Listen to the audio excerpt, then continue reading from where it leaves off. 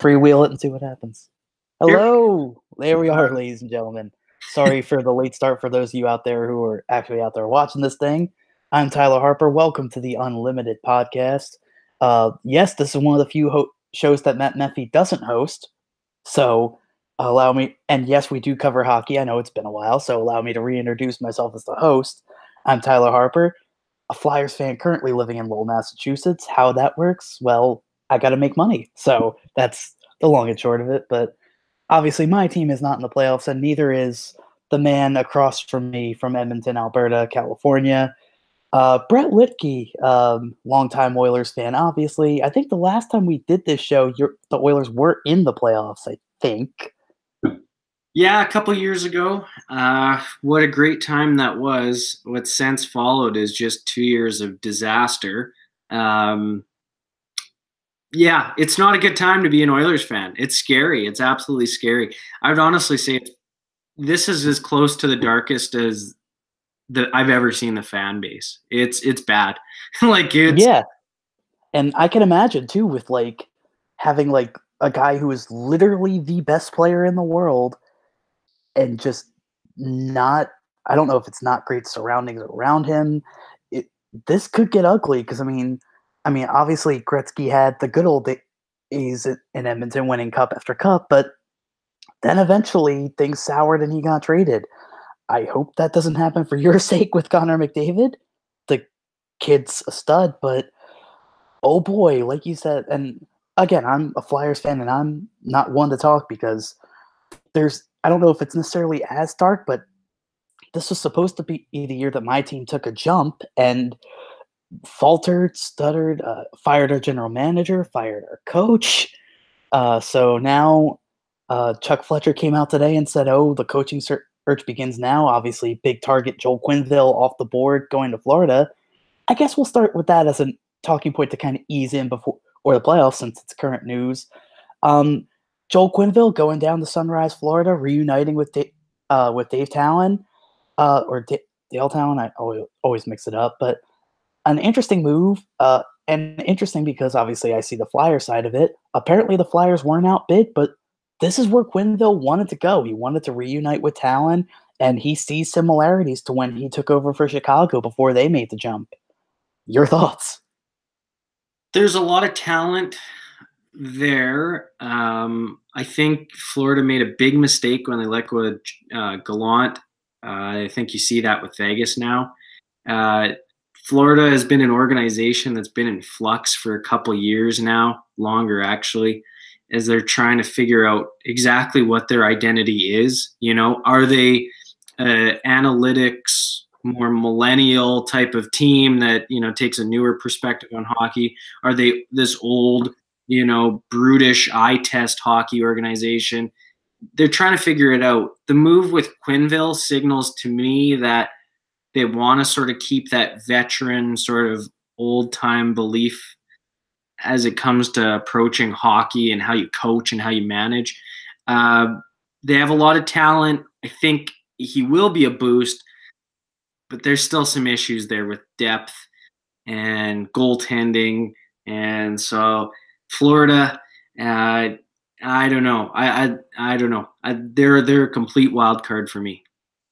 Yeah, and especially because, yes, this is a big name hire, so you could see this a couple different ways. One being, you mentioned this is an organization that's been in flux. This is an organization that even when it was making the playoffs a couple years ago, could barely fill the building.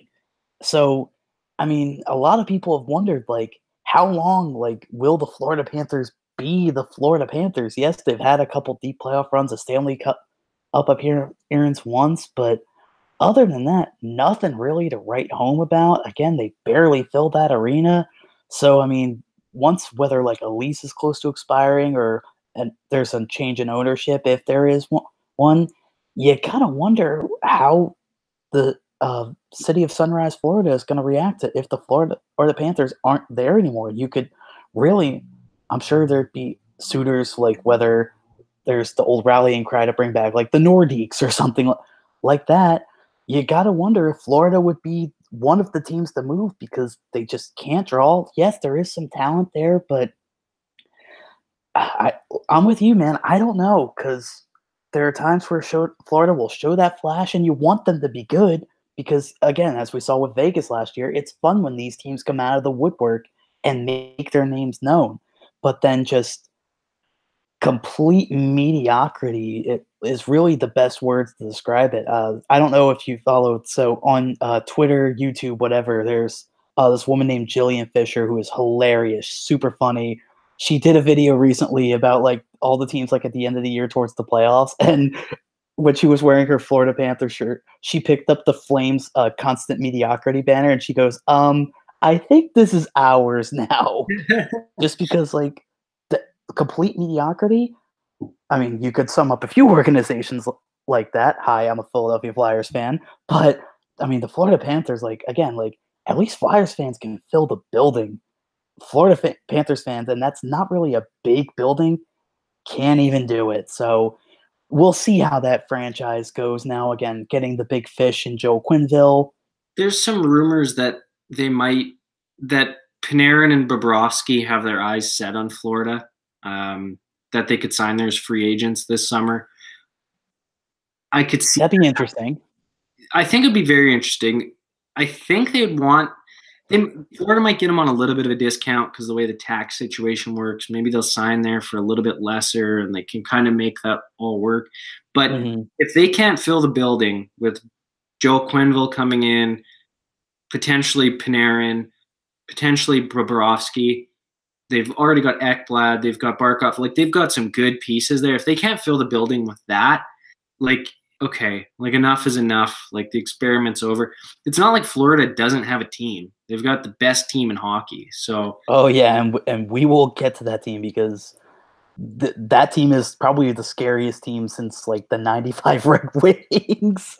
They're that deep and that good. But yeah, I completely agree with you. Like, this team's been around for a while. I think over like 25 years or close to that. They've been around, but again, all they've been able to really muster is like a Stanley Cup final appearance, like a couple playoff appearances where they looked like it could be a sneaky team.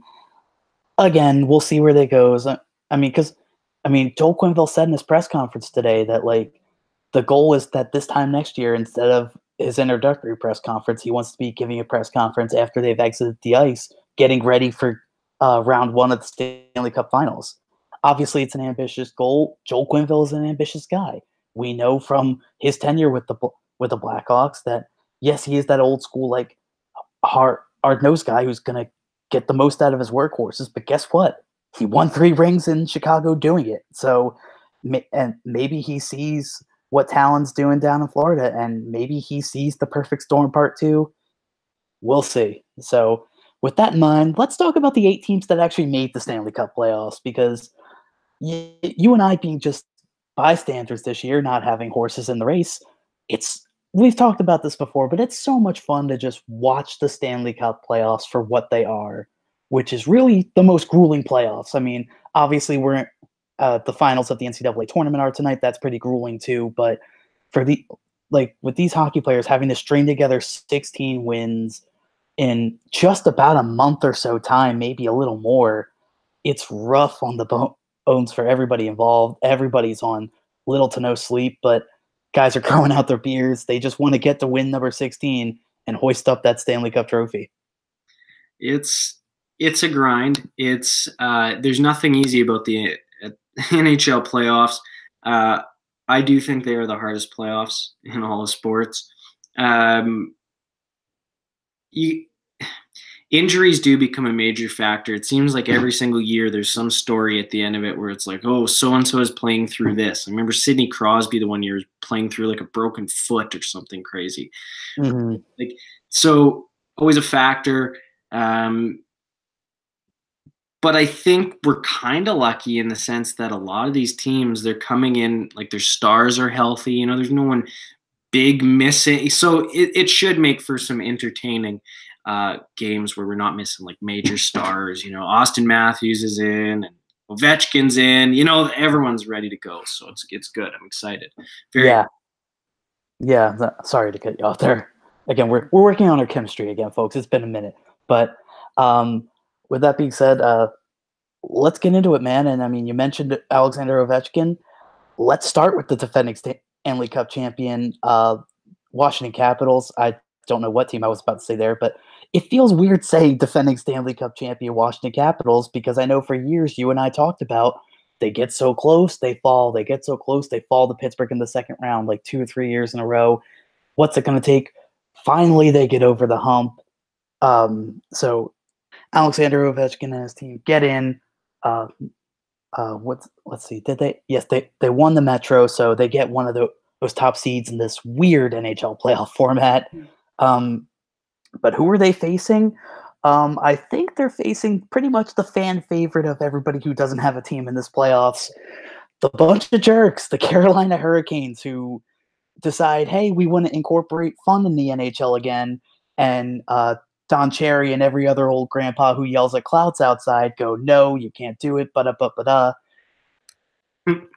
this team, man, like, it was funny. Like, they started the year doing this stuff. Everyone's like, okay, like, we'll see how they are. And it's funny, too, because Rod Brindamore, who everyone thought was just kind of a last resort hire, he comes out and he says, yeah, it wouldn't have flown in my day, but hey, man, we're winning, and honestly, I got to let these guys be themselves.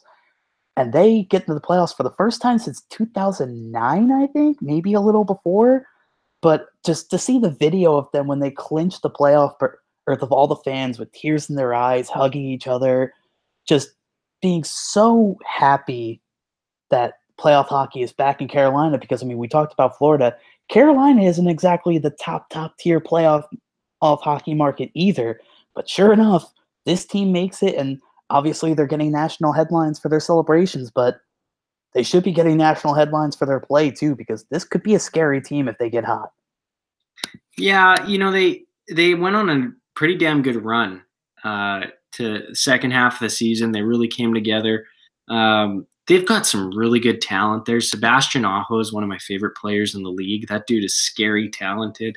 I also really like Teravainen. Those guys, I really like skill. I like watching for skill. Those two are very exciting. I think the one major Achilles heel with the Carolina Hurricanes is their goaltending. They don't have stars. Like, they're running with Curtis McElhaney and Sebastian Aho, or not Sebastian Aho, Peter Mrazek, who as a tandem this year, I mean, they almost split the work directly in half, and their numbers were like pretty damn similar.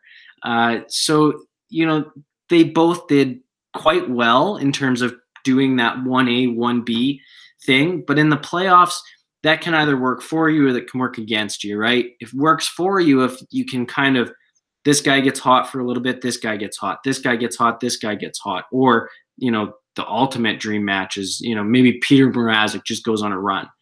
But where it can work against you is when maybe one has a poor game and, you know, it's like, okay, I got to switch it up. Oh, it didn't work. And you don't have that solid starter. So I think that is the Achilles heel of the Carolina Hurricanes. And against the Washington Capitals, if your goaltending's not perfect, yeah, it's not the greatest team to, you know, try and be working through that issue. So for that reason, I'm a little bit skeptical about the Hurricanes. But I do agree. This team's shown they can get hot and bam, they cruise. So, I don't know. Yeah, I agree with you too. I mean, I don't know if we're necessarily going to make quote unquote predictions because, I mean, again, like, we're both kind of like not flying off the cuff, but like just kind of piecing it together. And also, like, it's the Stanley Cup playoffs. Like, we've seen 8 seeds go and make runs before. I mean, a couple years ago, we saw the Predators make the Stanley Cup final and almost dethrone the Pittsburgh Penguins. A few years ago, and it was the season before the lockout. We saw the LA Kings come in as the 8 seed and win the whole thing. Mm-hmm. So really, with hockey, there is so much parity that and a lower seed could get hot and become the story of the playoffs and either come close to winning the cup or win the whole thing. So, but I do agree with you that goaltending absolutely is the big circle of concern for the Carolina Hurricanes, especially considering, like, Peter Mrazek, that guy, yeah, he can get like hot, but that guy's okay at best. McElhaney, kind of the same thing. And you talked about, like, them splitting the load, like, down the middle. Dude, I'm a Flyers fan. That's been my life. And with the Flyers in net.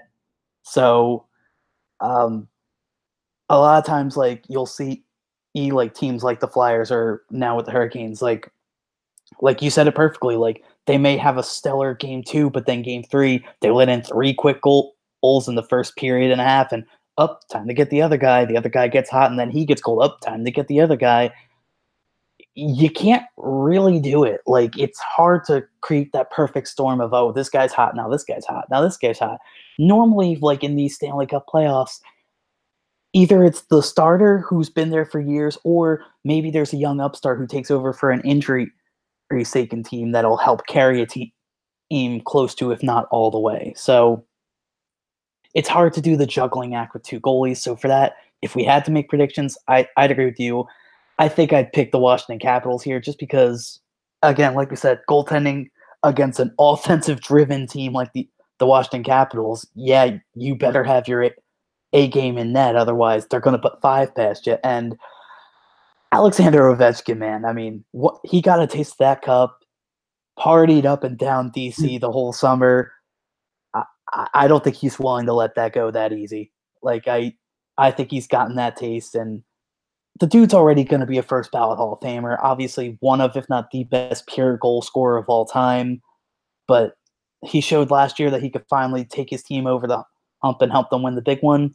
Yeah, he's not going to let that go just yet. So I think if we were making quote unquote consensus picks, it'd be the Washington Capitals. So now we mentioned, let's go from one top seed matchup here in the East to the other. I mean, we mentioned the Tampa Bay Lightning. They're kind of the elephant in the room in these playoffs just because they won the President's Trophy with, I think, like 2 to 3 weeks to spare. If I forget who inherited this team once Stevie Y left, but if you're Stevie Y, I get it, you leave for whatever reasons, but I'm going, I could be running that team this year. I could probably be getting my first ring as an executive, or at least have a really good chance to, because whoa boy, this team is good. And I'm sorry, but if I'm the Columbus Blue Jackets, who made pretty much every trade at the trade deadline trying to make this team even better, if I'm the Blue Jackets, this could be an early exit, because again, this Tampa team is just full of horses. They got a decent enough defense. Andrei Vasilevskiy in net can just steal the show sometimes, which obviously in the Stanley Cup Finals is what you need. And that offense could score 6 close to every night, led by Steven Stamkos, Nikita Kucherov, just 2 guys who could always be in the Hart Trophy conversation or the Rocket Richard conversation with how many goals they score. So I think it's no secret I would be taking the Lightning here. And an interesting question, because like I said, Columbus making every trade under the sun, getting Matt Duchene among others to really help stack up that team. They also have a lot of guys who, are on the last years of their deal. And I mean, the 2 big fish are Artemi Panarin and Sergei Bobrovsky. Can we just start the countdown clock on these guys in Columbus? Because it does not seem like these guys are going to want to stay. Yeah, I don't think they're going to stay, and I don't think a first-round exit from the playoffs is going to help them. No.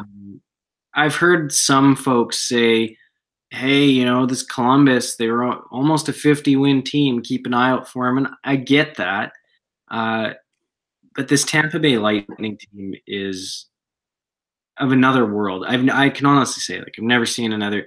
Like you said, I think you referenced the '95 Detroit Red Wings. That's a pretty damn good reference, because this team, I mean, a plus 103 goal differential on the season. I mean, that it's not even, you can't even fathom how good they've been. They've been excellent on the road.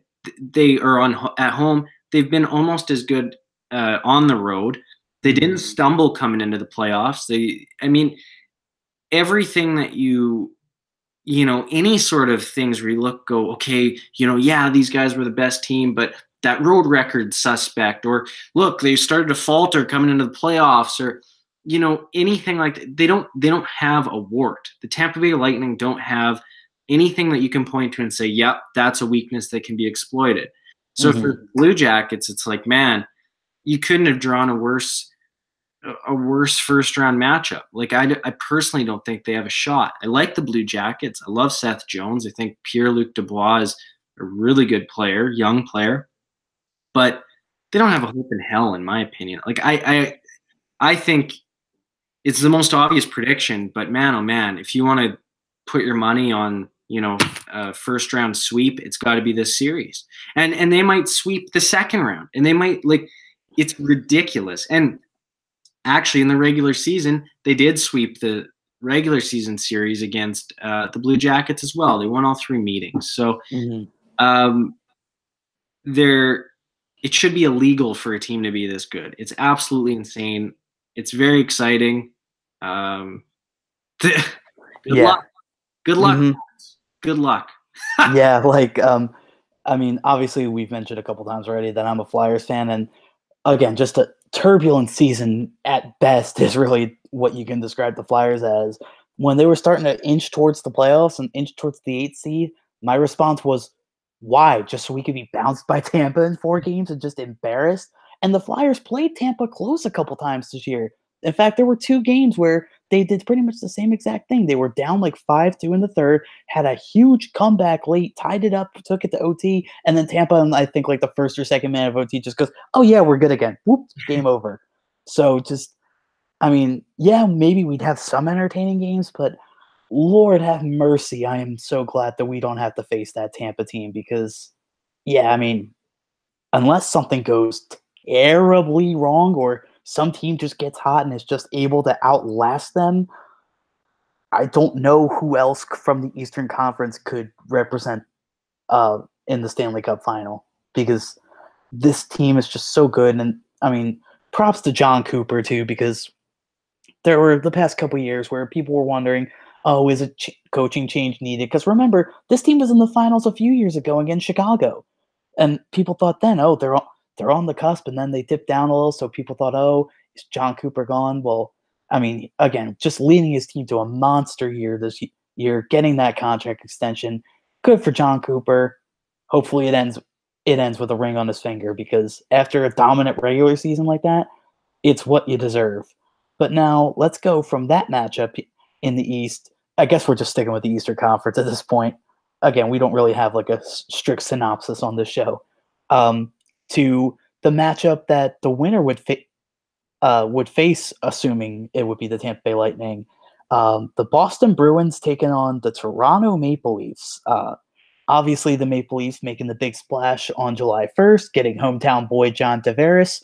It's all good. He loves Star Wars Episode 1. He sleeps with a Leafs blanket and a pod racer. He puts up that picture on Twitter and Instagram about how he's excited to come back home. They have a pretty good season. Some dips here and there, nothing too terrible, because with that offense, how can you really be terrible?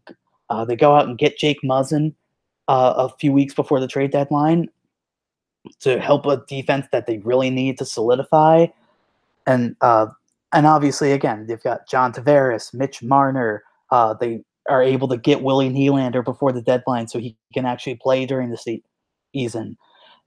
Everything seems to be at least close to lining up for Kyle Dubas and Mike Babcock and their young squad, but they're going up against the Boston team that maybe didn't have necessarily a star-studded season, but this Boston team was hot for a good amount of the year. They weren't Tampa Bay Lightning hot, but there were stretches where this Boston team looked pretty damn good. So this might be the closest series to call, if not just in the East, in the whole playoff run.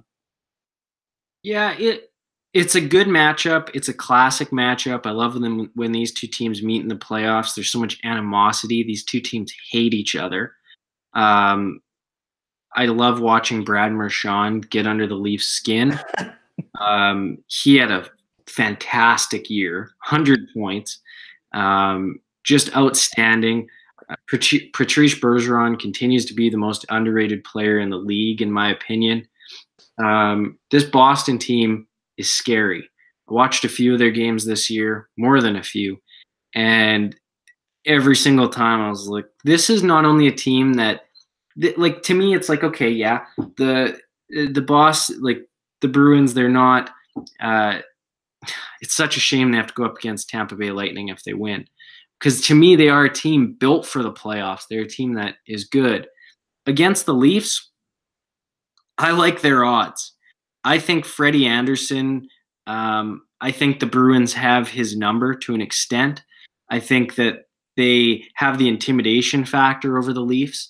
I think they have the edge in defense over the Leafs. I know the Leafs added Muzzin, and that is going to help. And of course, their forward group is just exceptional. Mitch Marner, in my opinion, is the best player on that team, not Austin Matthews. I do think Mitch Marner is the best player. So they've got a lot of talent and they've got a lot of skill, but the Bruins have that sort of playoff hockey edge. I know that we don't like to, some people say, well, there's no difference. No, there is a difference in playoff hockey versus regular season hockey. So, again, like, okay, maybe we're not doing predictions, but man, oh man, I think I do agree with you. I think this is going to be a very close series. If it doesn't go to 7, I'll be surprised. But I think that the Bruins, in the end, are going to have that slight edge that they just always seem to have against the Leafs. Yeah, like you said, like you probably picked the Bruins. I think I might lean Boston too, but again, like this is a tough call because again, like the Leafs. Obviously, like you go out and get the big fish in John Tavares on July 1st, and what was already a good offense becomes an even better offense. You're gonna have the eyes of the world on you, and of course, Toronto's aching for a cup, man. They haven't been there in a while, so the self-proclaimed hockey capital of the world is going to have all the eyes on it yet again. And if they don't get it in it this year, people are going to start to wonder, okay, now what do you got to do? You go get John Tavares, who had a great year for his hometown Leafs, but we'll have to see what happens. And you talk about a tough draw for the Leafs too, because not only because, like you said, Boston seems to have Toronto's number, but so bad was I hoping for the chance to see Toronto face the New York Islanders in the playoffs. And we'll get to the Islanders in a second. But the 2 games Toronto played at the Barclays Center, I think one of them actually was at the Nassau Coliseum. Hostile is putting it lightly. Yeah, they're not happy on Long Island with John Tavares leaving. Shock. But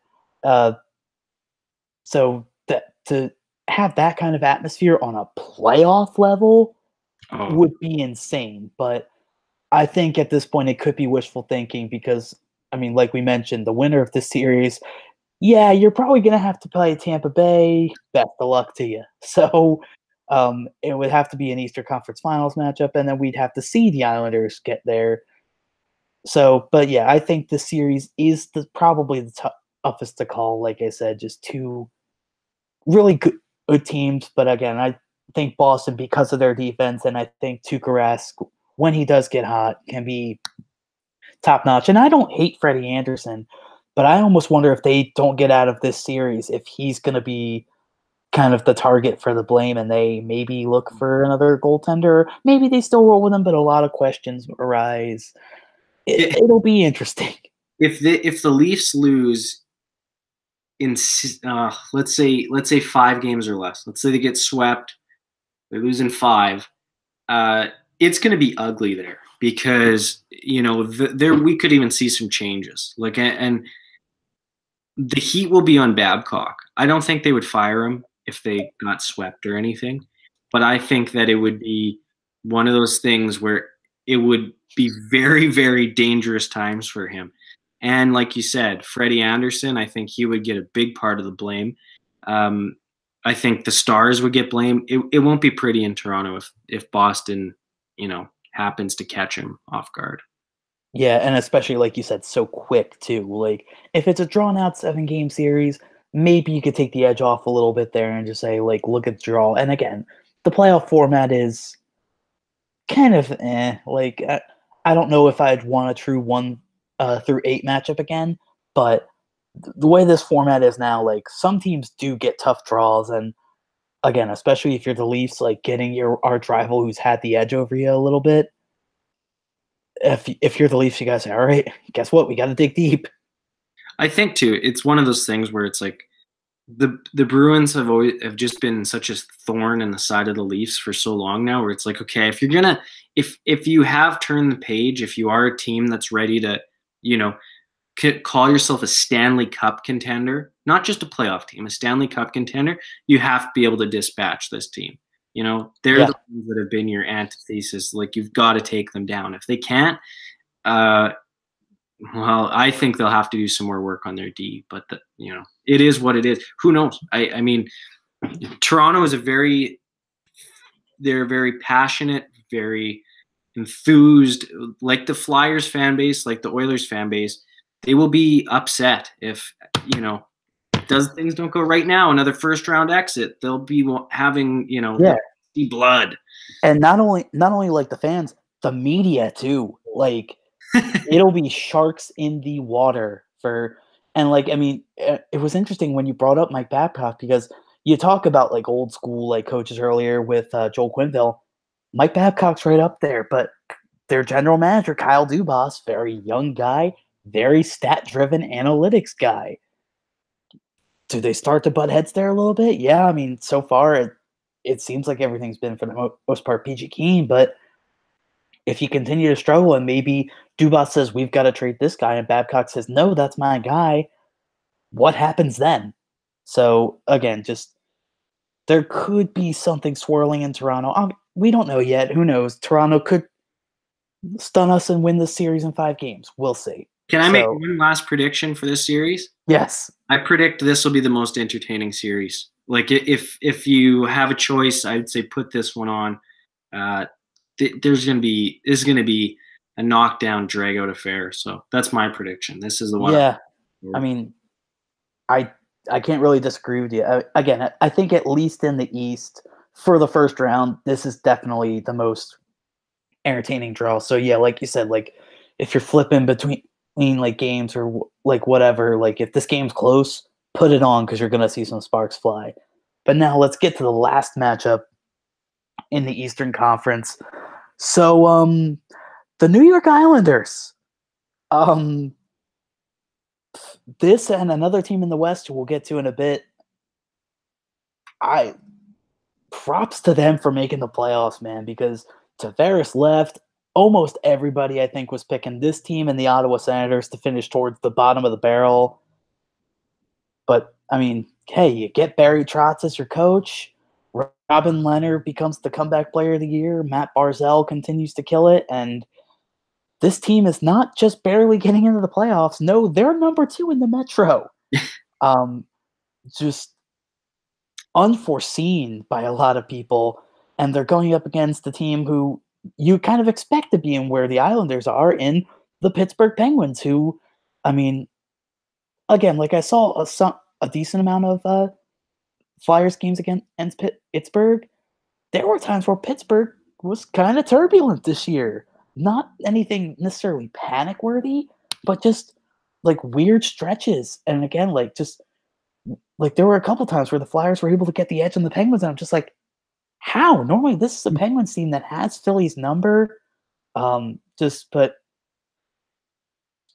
I know it's going to be weird because my head tells me, yeah, don't bet against Pittsburgh in the playoffs, because if you do, they'll burn you and they'll win another cup. Like, Sidney Crosby just has it instilled in his DNA of how to play in the playoffs. Evgeny Malkin, of course, Phil Kessel there. Matt Murray, I think, is a big question mark because he's not the Matt Murray who won 2 cups in technically his rookie season anymore. He's kind of hit some bumps in the road. He's dealt with injuries. And like this Penguins team, like, yes, again, on one hand, yeah, I know it's Pittsburgh. I know they could definitely flip the switch, be the Pittsburgh playoff team of old, and get to the Eastern Conference Finals. But they kind of stumbled to get to there. So, and of course, I'm a Flyers fan, so yeah, screw the Penguins. But I don't know, man. The Islanders, I think, could take this series or come close. This is one of those series that, to me, this is the weirdest series and the hardest to call. I'm very conflicted like you. Pittsburgh, always very good in the playoffs. They have the star power. Matt Murray's shaky, but it's hard to not say, okay, they've still got Sidney Crosby. They still got Evgeny Malkin. They've still got Phil Kessel. This team should be able to get it done. And when you look at, if you look at the Islanders roster this year, if you just looked at the stats, you would say this was a bottom team, just in terms of player stats. They don't have anyone that scored over 70 points, but what they had is they had a decent amount of players that kind of got in that 20, 30, 40 range. And it's interesting to note, of all the teams that made the playoffs, the 16 teams, the Islanders were second last in terms of goals forward. The only team that scored less than them this year was Dallas Stars. But in that same breath, no other team allowed fewer goals than the Islanders. They were the only team to allow less than 200. Signals to me they're a very well-coached team. Barry Trotz, he's the man. And in the playoffs, you need damn good coaching. So the question then becomes, okay, they're going to be well-coached. There's some players on that Islanders team who I don't think are quite built for the playoffs. Jordan Eberle is one of them. Against the Pittsburgh Penguins, you could probably get away with it, but when you get deeper in the playoffs, like against a Bruins team, they would stand no chance. But I guess the question would be, is Robin Lehner and Thomas Greiss, are those two capable of stealing a series? I shouldn't say stealing. Are they capable of withstanding Pittsburgh's firepower? They've had a remarkable year, that duo. Robin Lehner surprised the hell out of me. I had him in my fantasy hockey pool like 2 years ago, completely screwed me. This year he comes out of the gates and he's just outstanding, something like a .930 save percentage. The dude had a season and a half. So part of me wants to be like, hell yeah, you know what? He's going to stay hot, and Pittsburgh's going to have a hard time cracking him, and this Islanders team is going to squeak through. But I'm also, like you, very reluctant to write off Sidney Crosby. So it's the hardest series for me. Like, this is really a very, very challenging series for me to call. I think it goes to 7, and oh man. Oh, you know what? I'll say the Islanders find a way to get it done. But, it's only because they have the home ice advantage. And Pittsburgh wasn't quite as good on the road. And Matt Murray, not inspiring confidence in me. But, man, this is a hard series. This is a really hard series. Yeah, you mentioned it before, the Islanders fan base, they get rowdy come playoff time, man. And yeah, they don't have John Tavares to root against, but oh boy, like with this team, like if they can click and happen to squeak through a round and maybe 2, I don't know if they do or not, but if they're able to kind of squeak on in and maybe beat the plucky underdogs against like a Tampa Bay in the Eastern Conference Finals, wow, like then you mentioned good coaching. Yeah, you mentioned their good defensive numbers and how, like, the fact that they don't score a lot, but they don't give up a lot either. Like you said, to me, that's the Barry Trotz effect. It amazes me that Washington was so willing to just cast this guy aside because of his weird contract situation. They didn't think he'd take him to the Cup in that final option year. He did, and they just didn't want to re-up him. Ted Leonsis was like, no, Todd Reardon's been our guy for a couple years now. We're just going to give him the keys to the kingdom. And Barry's like, instead of taking a year off to kind of reassess things, Barry goes, all right, I'll go coach on Long Island, and brought him to a playoff berth. So I think he's definitely I think John Cooper may have the Jack Adams kind of locked up just because, again, Tampa just had that monster year, that just really Goliathan year in the regular season. But I think Barry Trotz has to get at least some votes just to go to the market where everyone thought, oh, they're superstar left. They're going to be bottom of the barrel at best. They'll be in the lottery for Jack Hughes. No, guess what? This team's got a playoff berth, and if they can continue to build off this, maybe they can build around Matt Barzal, a revamped Robin Lehner, and Thomas Greiss, and maybe they could start to become that scrappy team in the East again. I don't know, man. Like, I think just to kind of counteract you. I'll go with my head over my heart and say Pittsburgh.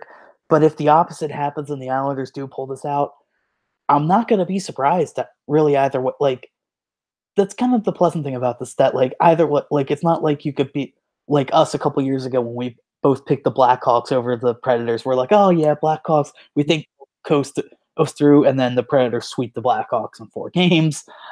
But yeah, yeah, man, that is going to be a fun series. Those 2 bottom series in the East are going to be interesting because they're going to be so tough to call. Really, you could see either team coming out ahead. So that does it for us for the East. Now we shift over to the Western Conference, and since we talked about the Islanders and the fact that, oh, hey, how are they here? Let's talk about the St. Louis Blues, because this team, I don't get this organization. I don't like. I like this organization. I want them to do well. Vladimir Tarasenko is probably my favorite non-flyer in the league, if not like top like 2 or 3, because he's just such an offensive force, and I think he could be so creative. One of the best wrist shots in the league. But this is a team that goes up, and we're thinking, all right, they're doing pretty well. Down, up, down, up, down. And again, referencing that sketch by Jillian and Fisher, she played when she plays the St. Louis Blues. She's talking to, I think, the Nashville Predators, and they're like, "Oh, it's gonna be fine. We're gonna do this or whatever." And then the St. Louis Blues say something, and the Predators go, "Oh, how the F are you guys here?" And she just laughs as the Blues and goes, "We don't even know." Like, I don't get how this Blues team is there because I mean, we talk about shaky goaltending. Hi, have we mentioned Jake Allen? Because that guy can go from being a top tier goaltender to just woof. And like they brought in Chad Johnson to try to help that problem. Props. But this is a team that somehow, some way, is able to find themselves back in the Stanley Cup playoffs. So we could hear when the Blues go marching in a little bit, and they're facing a Winnipeg team that, I mean, Connor Hellebuyck didn't have a Vezina season this year, and if the Jets are known for anything, it's really just kind of staying pat with their roster. Mm-hmm. If this Blues team happens to trip them up and the Blues advance, I don't know what happens with this Jets team because they've been like this steady force for so long, but they'll start to rise up and then they'll just kind of like it's been that way for the past couple years now. You want this Jets team to do well because it's just like you were happy to see the Jets go back there a few years ago when they moved from Atlanta, bringing back the whiteout and all again. Connor Hellebuyck, when he's on, great goaltender, but he's had his moments where he's faulted this year. I'm curious about the series because this is kind of similar to its counterpart that we just talked about in the Islanders and Penguins. That you're just like, like this could be a weird series to call. Yeah, it is a weird one. You know, in the middle of the season, I thought St. Louis Blues, not only did I think that they were, I thought they were just a disaster. They had that fight in the middle of their practice. They were dead last. They were not looking good. And I thought, okay, their entire plan, they brought in David Perron again. They brought in Patrick Maroon. They brought him home. And I thought, man, their plan failed. They, again, like I said, Jake Allen, they blew it. Well, you get a hot goaltender, you can make some damage. And Jordan Binnington came in there, and in 30 games, I think he's won 24 of them. And, goals against average under 2. That's insane. Like, that is otherworldly. And it's not, in my opinion, it's not because the Blues all of a sudden started playing so much better. I think Binnington is on a tear of a lifetime. And that should send any player on the Winnipeg Jets into a little bit of a panic. And because you run into a hot goalie in the playoffs, 4 games seems like a long time, but a 4-game stretch for a goalie isn't out of the realm of possibility in terms of Binnington, 30 games he's been hot. So in terms of the Jets, it does become scary, like you said, because it's like, okay, well, You've sort of had your chance now. Last year, they were very close to the Stanley Cup Finals. They fell short to Vegas. I think a lot of people thought, okay, well, Winnipeg can beat the Golden Knights. They didn't. I think a lot of people come into this series and say, okay, well, they should be able to beat the Blues, right? The Blues were an outcast team just this season. Not so fast. I mean, the Winnipeg Jets do have their faults. Like you said, I think Hellebuck, damn good, but can be exposed. And I think you look at Patrick Laine's year, and yes, he scored 30 goals, but I didn't think he had a particularly crazy campaign. He went through large stretches of the season where he was doing nothing. I mean, where it was honestly almost better when he was off the ice. And that's crazy to say about Patrick Laine, but he did have these slumps. And if the Jets get into the playoffs here and Patrick Laine isn't scoring and that offense, just isn't humming like it should be, well, if Jordan Binnington on the other side of the ice in the crease is playing hot, that's going to be very, very troublesome for the Winnipeg Jets. And they could find themselves in a world of hurt quickly. So again, weird series to call. Typically, I like to give the nod to the team with the hotter goaltender. In this case, it is the Blues.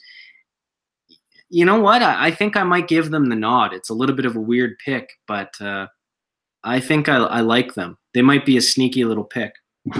Yeah, and if that is the case, I think we got to check the temperature of Paul Maurice's seat because, and again, or like even the front office at this point, because again, for years, that's last year they made the trade for Paul Stastny, and that did help them a little bit up the middle. But for a while, the MO of the Winnipeg Jets has been we've built up our guys here, we've made a couple little moves here and there, but we're gonna build up our core and be with our guys. Yeah, that's great, and it's good to have a good homegrown group.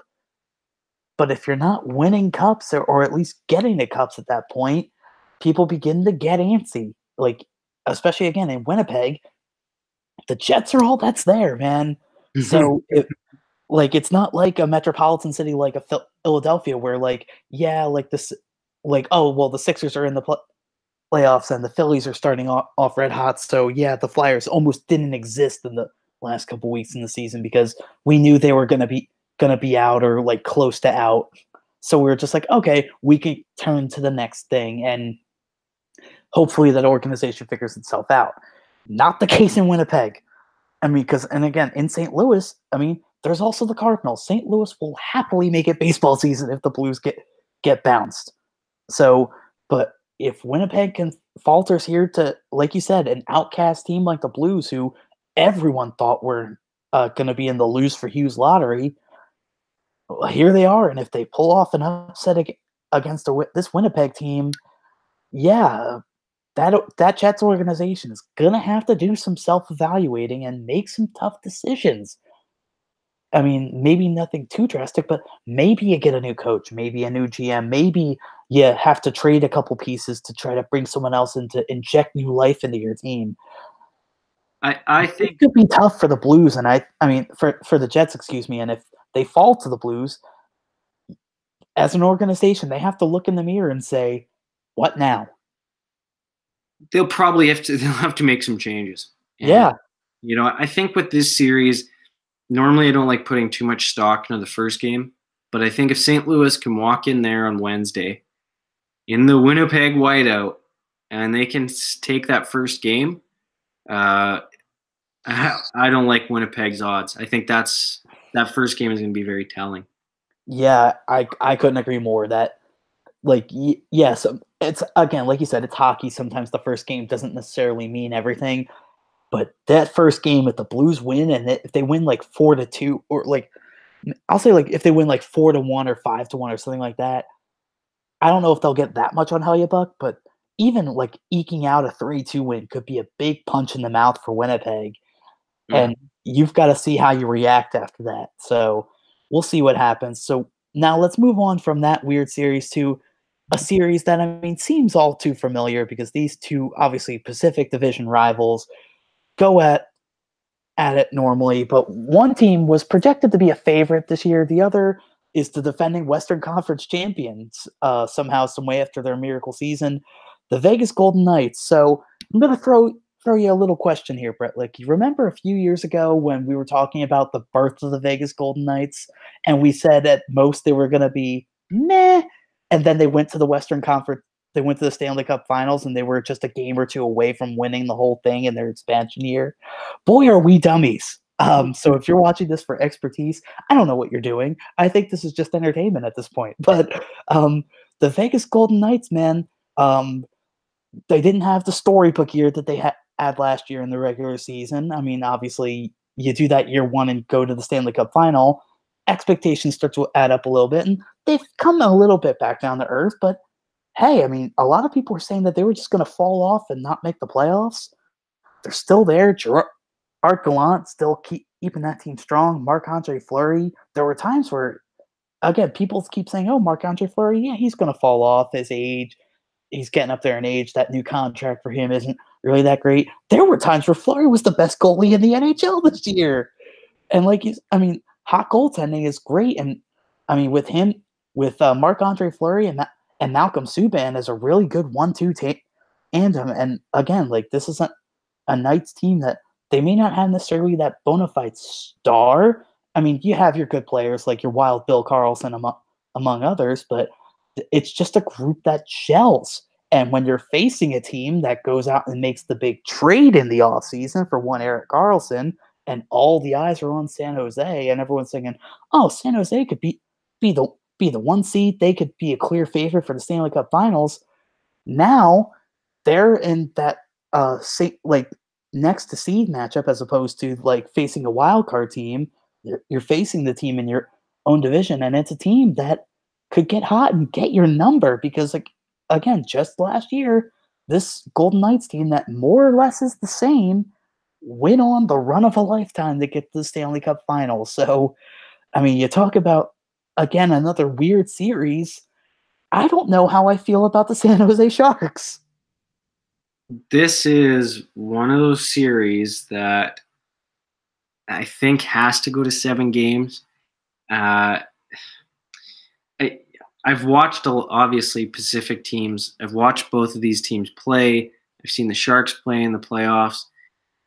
Vegas last year. Oh, man, this is an intriguing matchup. They're very even.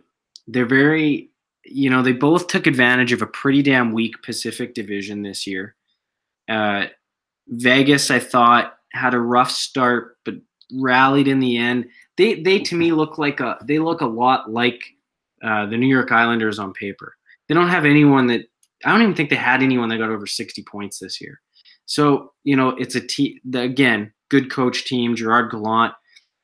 They buy into the team concept. They did last year. That's what they got. That's what brought them success.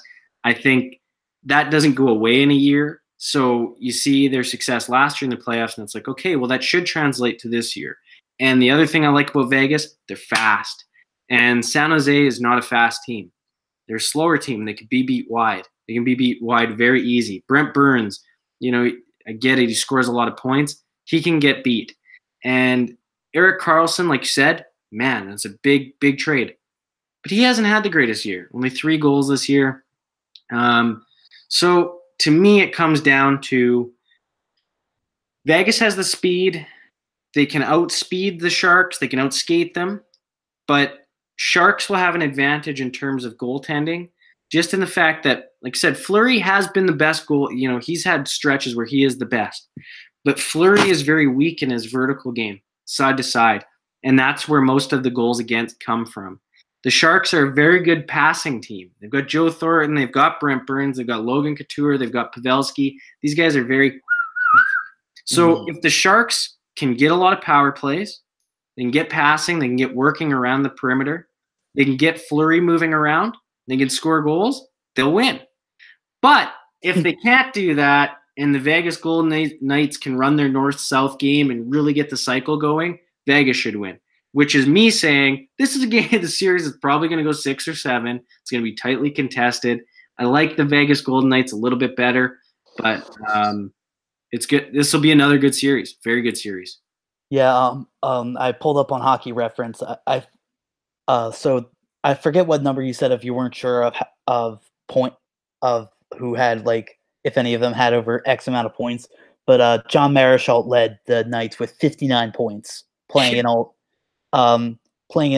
82 games, and Bill Carlson was second with 56. So this team, like, I know it doesn't feel like they have like those high point getters, but they have guys who can, like you said, they're fast. They have that just speed game. Gerard Gallant gets there, and this, I mean, last year, of course, they were pretty much the island of misfit toys. Their nickname was the Golden Misfits because all these teams that were just on the outcast, all these players that were just outcasted by their team, saying like no, like, or even traded there, like other teams saying to Vegas, "Oh, you want this guy? How about we give you this guy in a draft pick and we keep this guy?" And sure enough, like these guys like Marischal, like Bill Carlson, Riley Smith, just come in and just set the world on fire. Like it's, I mean, and we saw last year because it got all the national coverage how much of a hotbed for hockey Vegas has become.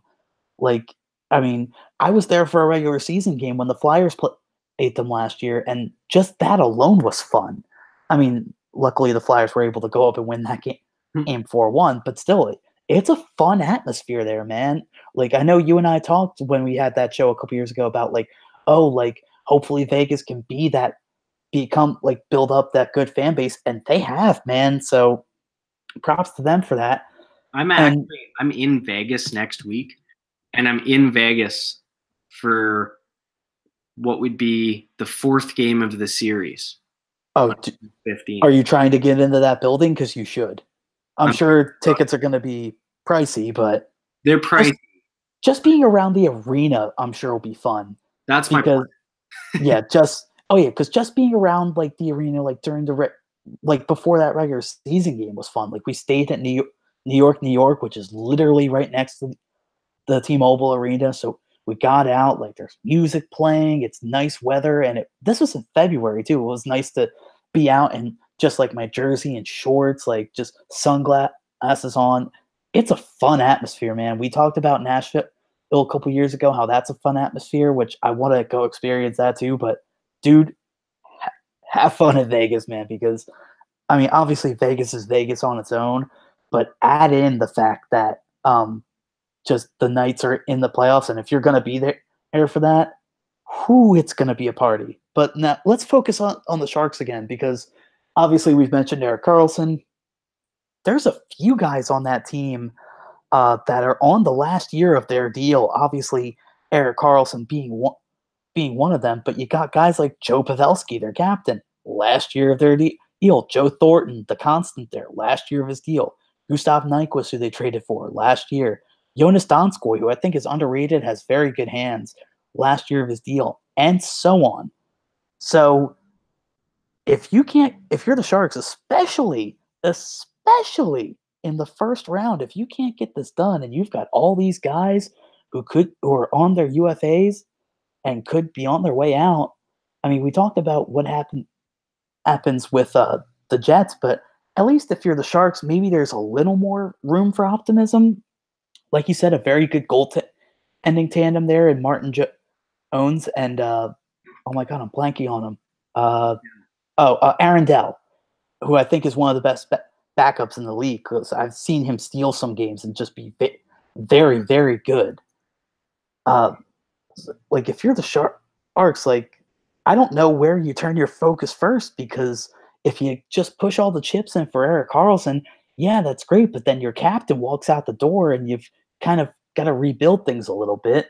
And same thing if you say to Joe Pavelski and Joe Thornton, hey, we're going to keep you guys around. Well, then you can kiss Erik Karlsson goodbye, because pretty much every team, or like a good amount of the league, is going to look at Erik Karlsson and say, yeah, maybe he's not Norris Trophy winning Erik Karlsson, but I think a lot of teams' defenses are better with Erik Karlsson than without them.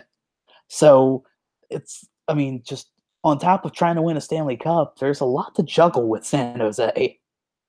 San Jose is a weird team. Like they've got a lot of big names. They had a really some good emerging years. Thomas Hertl had a great year this year.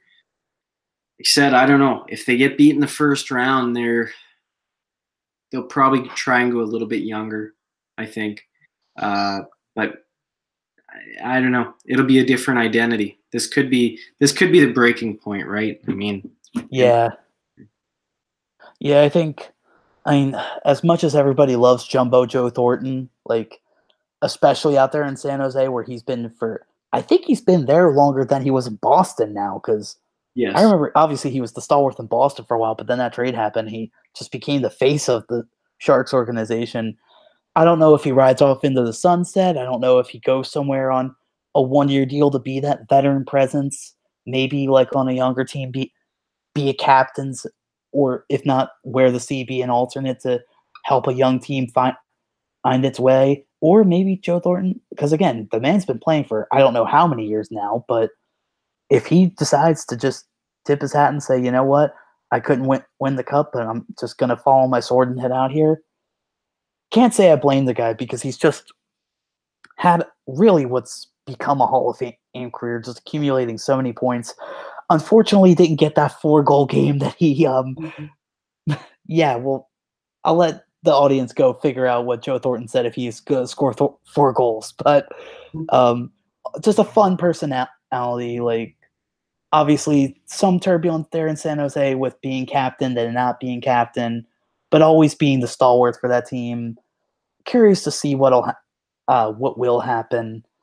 I'm interested in the series. I'm kind of with you, thinking that the Golden Knights have the edge, just because while I do like that Sharks team, I think they could be a little more fragile in terms of what else could happen with them if they fall apart. Because if Vegas gets bounced, I mean, they're Vegas. They're going to be what they're going to be.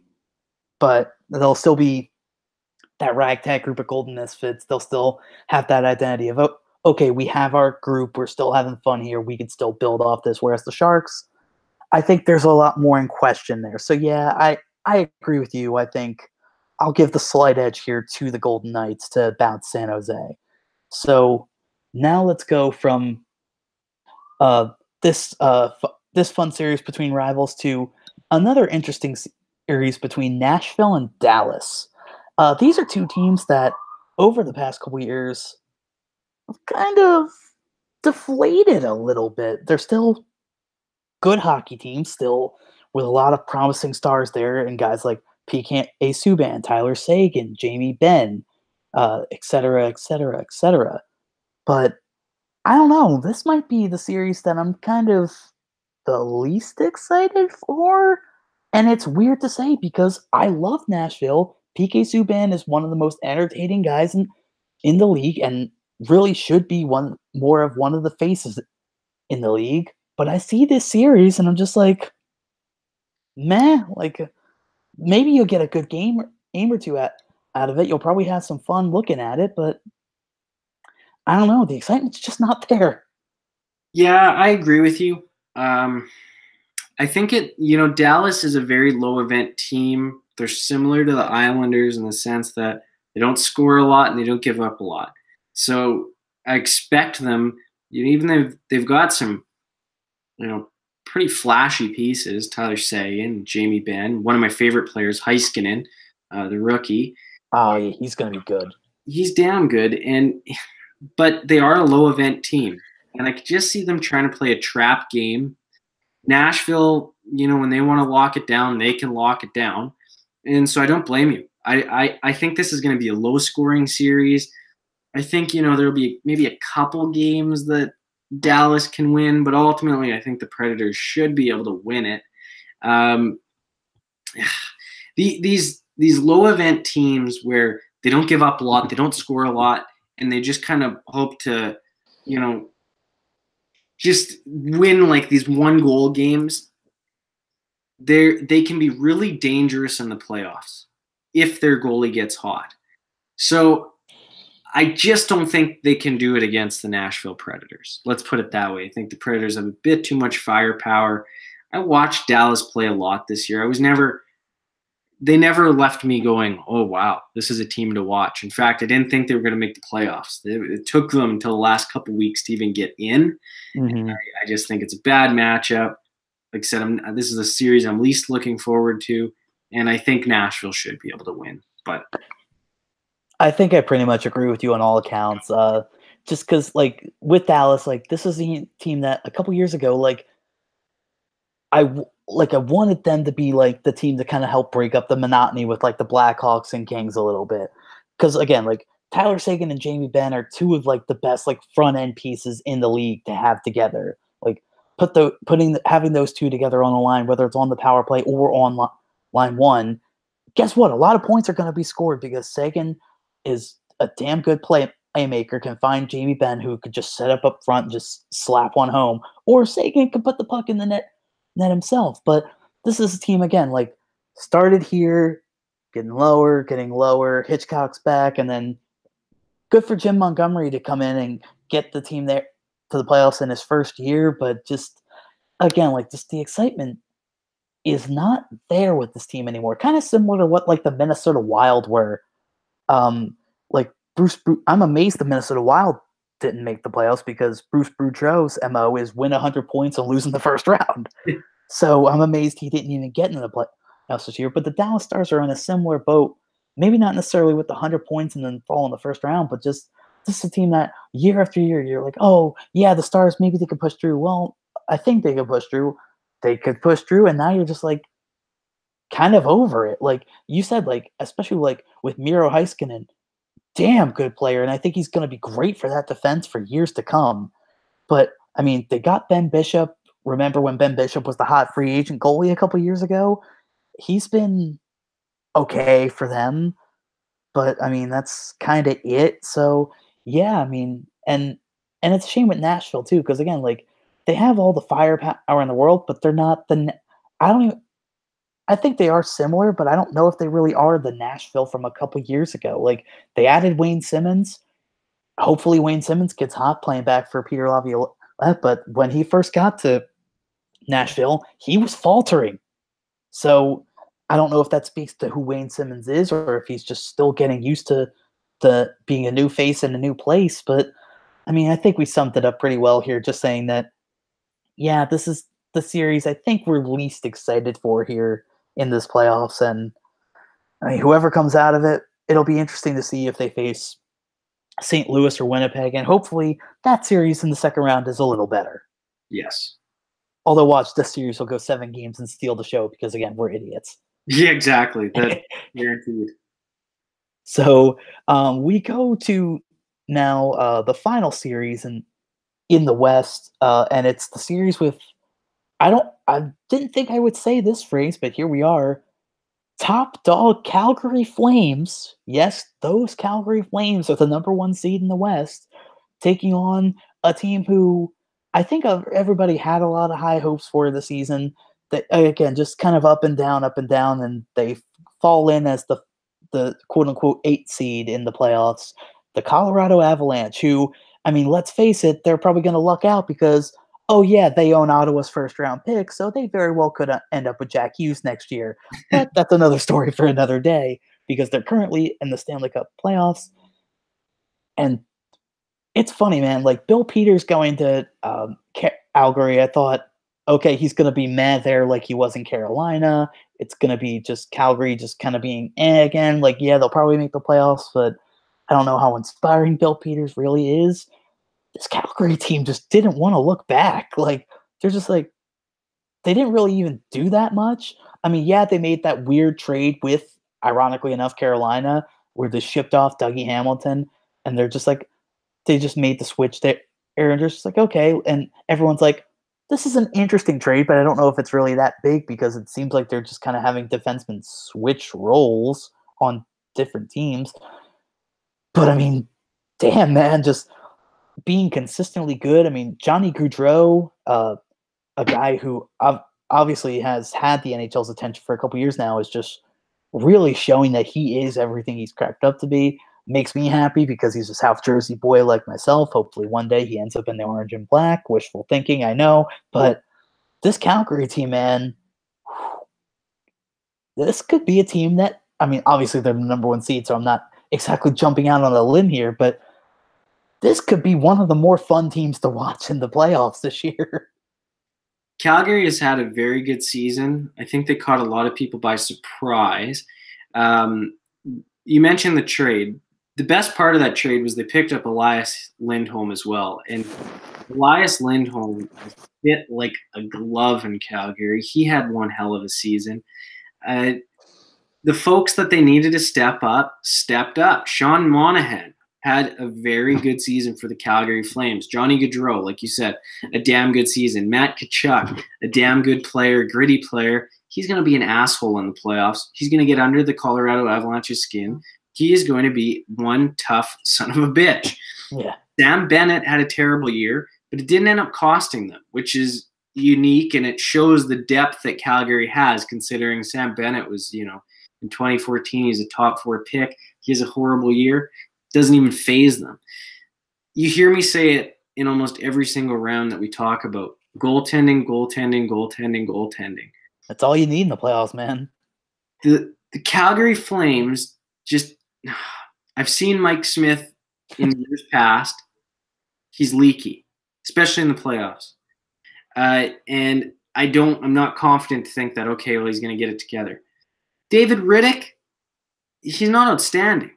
So the Flames really, really are going to have to cross their fingers and hope and pray and maybe do a little tiki dance to somewhere else to hopefully get one of these guys to get on a hot streak, because every single year, not last year, but the year before, it looked like, okay, Flames, they're in, they got a good team. The Anaheim Ducks kicked their ass. Why? Goaltending. Mike Smith was a sieve.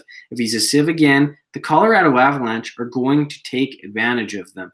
Typically, the Avalanche have been a top-heavy team. McKinnon, Ratinen. Well, they've got a couple other players now that are really stepping up. And one player in particular that I really liked this year was Carl Soderberg. He killed it this year. And I think you get that added depth, they could start to make some noise. The other thing that I really like about the Avalanche is Philip Grubauer. I think he's a better goaltender than Mike Smith. I think he's a better goaltender than David Riddick. And I think the Avs have the goaltending advantage as a result. Mm-hmm. So when I look at this series, I think it'll mimic their regular season sort of. They had pretty high-scoring games. Like it was like 5-3, 5-3 for one I can remember. The Flames got the upper hand in all the regular season matchup. I don't think the Flames are going to sweep the Avalanche, but I do think it is going to be those 5-3, 5-4 types of games. And you know what? Like I said, Flames are a damn good team, but Mike Smith is not a damn good goalie. I don't trust him, and I'll never pick him to win again. So I'm going with the Avalanche and Philip Grubauer. I think they're gonna surprise a lot of people. I mean, your reasoning is sound. I still think I'm going to favor the Flames here just because, you mentioned that they're going to have to win those sprint games. Their offense has just been so damn good. Like, sometimes, like you said, obviously, hot goaltending is eventually going to win out. But if there are those weird exceptions where your goaltending can be decent enough that if your goalie lets in 3, but your offense can get 5, you can get by. It's similar to like Pac-10 football where like offense rules the day, man. Like, what is defense at that point? Like, the SEC is known for their defense. The Pac-10, high flying, just throwing offense, man. And that's, to me, that's the Calgary Flames. Like, just this rough and tough, like, go get it offense. Johnny Gaudreau with 99 points, just on the cusp of 100. Again, man, like, I know I harp on him a lot, but that kid's going to be good for years to come. Pacing, again, just a good group that reassured their defense. Yeah, maybe it does come down on the goaltending. Maybe the Flames have to do a little bit of juggling. But I think they can at least maybe outlast the Avalanche in the first round. A little later on, we'll see. But, because, again, we've seen in the past these heavy offensive-minded teams run into a hot goalie, and everybody goes cold. Everybody goes cold. It happens. It's hockey. It's weird. Mm-hmm. But maybe it's the optimist in me. I don't know. But I think this team can at least last the first round again with their offense being as good as it is. If you can win those sprints and stuff and like get by with minimal damage, obviously neither of us are going to pick Riddick or Smith to help them on a run and win the Conn Smythe. But if you could just be good enough, you don't have to. And honestly, if I'm Bill Peters, that's what I'm telling these two guys, whoever is my starter for game one and so on and so forth. I don't need you to be like stand on your head, steal the series good, but I need you to be good enough. I need you to make the saves you need to make. And I know it sounds like just simpleton in logic, but like don't put so much pressure on yourself. I mean, you said it, like Mike Smith, I think at this point knows how leaky of a goaltender he is. But again, if I'm Bill Peters, if I'm the goaltending coach too, I go to them and I say, I just need you to be good enough. Worry about the next save and then the next save and so on and so forth. Don't think if you let in the goal, don't panic. Don't think, oh my God, what happens now? Deep breath. Look, if you let in the first goal, you're only down 1-0.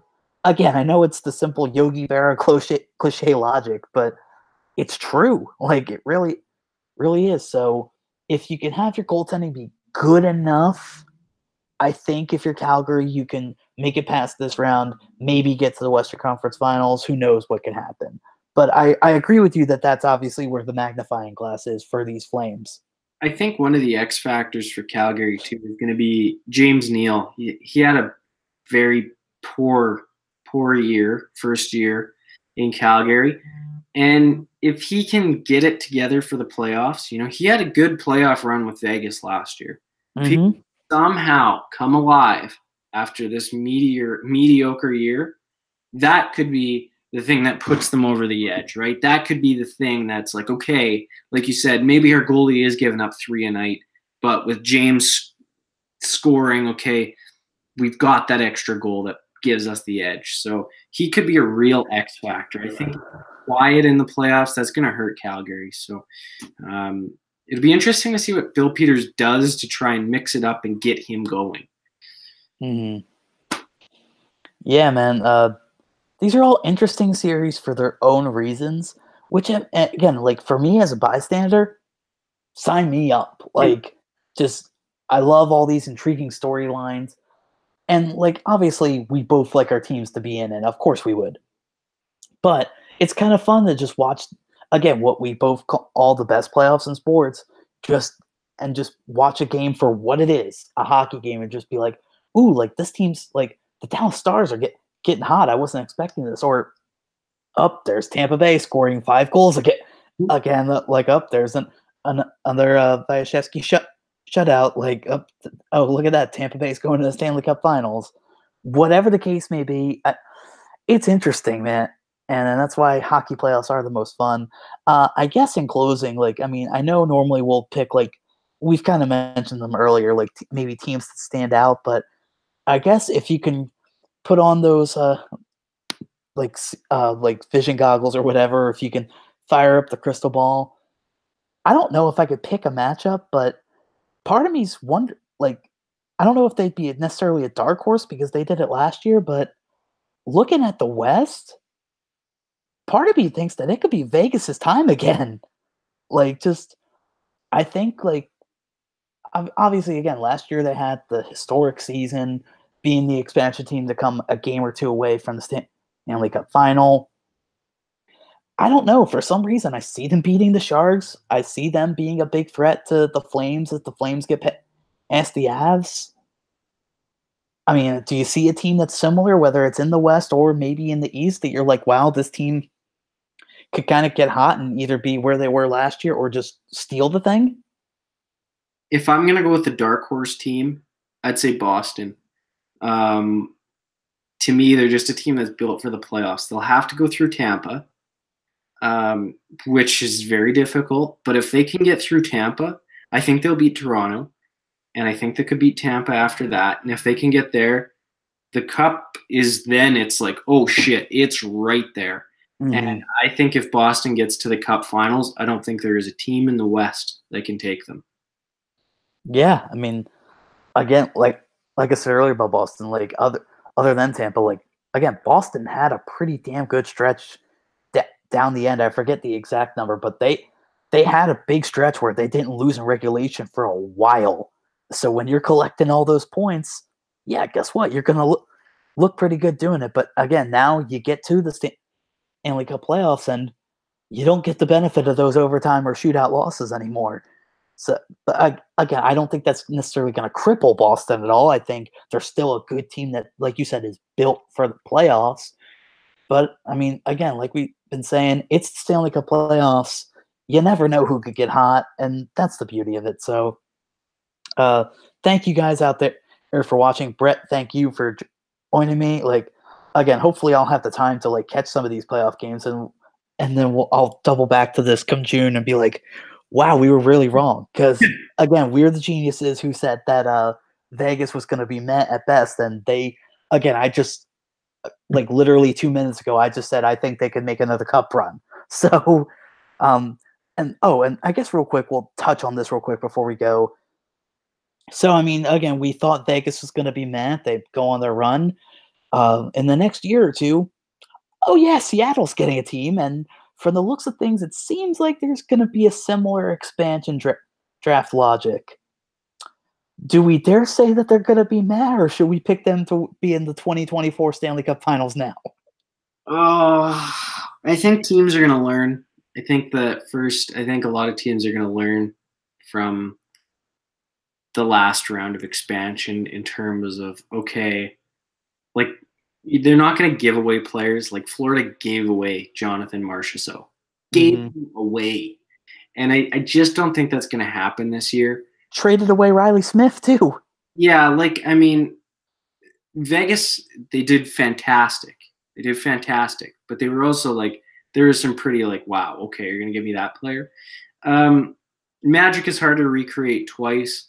Although I don't think Seattle will be dead last in the league, I don't think they'll have the run that Vegas has had necessarily. Damning words, man. I'm telling you. I think you're going to live through. No, I'm kidding. Yeah, I know, right? We'll see what happens. Like it's fun to see, like, to even out this league again, because it's been weird the past couple years, obviously, having 31 teams in the league instead of just 30, but get to 32. And I mean, I guess it makes sense, but I find it interesting too that with the new expansion draft format, Vegas doesn't have to give anybody up. Again, I get it. They've only been around a couple years, but I thought that'd be an interesting wrinkle too for Vegas to be like, oh shit, like we just went through this and now we've got to protect a certain amount of guys. Shoe on the other foot. But I get it. Like you want Vegas to still kind of be like, not like the hot team. Like I hated the people who were claiming, oh, the NHL is fixed because of how Vegas did their expansion lottery.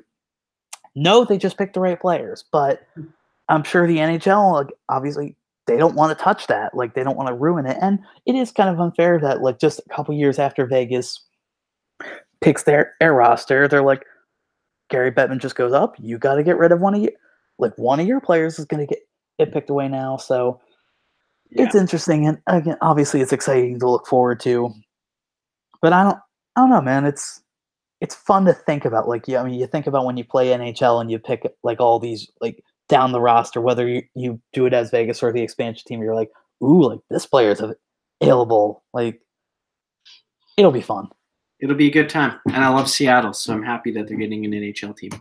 Oh yeah, and I mean, could you imagine like if they start to go up with Edmonton is right now? It's just like, you're tempting me, Seattle. You're tempting me. They are. I'm already a Mariners fan. It might be quick. I tell you what, if the Oilers lose, like if McDavid ever requested a trade because the Oilers botched it, that would almost do it for me, I think. I don't know what the hell I'd do after that. Then I might. I don't know what we would do as your friends. Like because we know like the Oilers are like, I mean, obviously you're an engaged man, so you've got your life and your family ahead of you. But I know the Oilers are right there. Oh, I'd be looking at a bridge. I'm kidding. Yeah, I know. All right.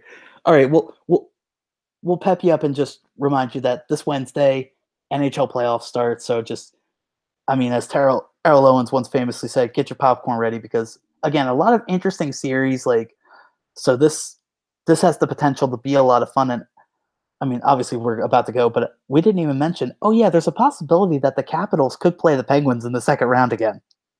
I can't wait. I can't wait.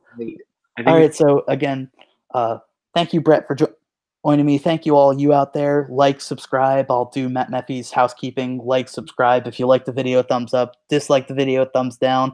I don't know why he asked people to dislike the video. I think it's weird. But thank you guys so much for joining us. This has been the Unlimited Podcast. See ya, folks. Hey, Bret, do the thing. Do the thing. End the video. Do the thing. I have to end the broadcast. It's me. Yes.